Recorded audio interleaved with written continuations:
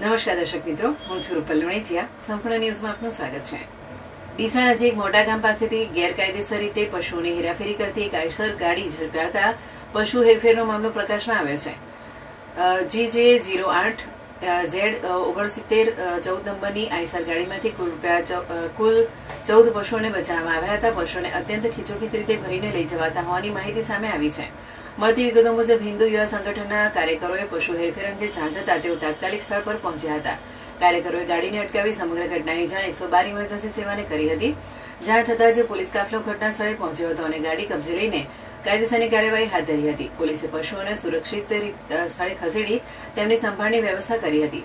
પ્રાથમિક માહિતી મુજબ પશુઓને કતલખાને લઈ જવાની આશંકા વ્યક્ત કરવામાં આવી રહી છે. જોકે આ અંગેની સત્તાવાર પુષ્ટિ પોલીસ તપાસ પૂર્ણ થયા બાદ જ થશે. હાલ પોલીસે સમગ્ર મામલે વધુ તપાસ શરૂ કરીને પશુ હેરફેર પાછળ સંકળાયેલા લોકો અંગે માહિતી એકત્રિત કરી રહી છે.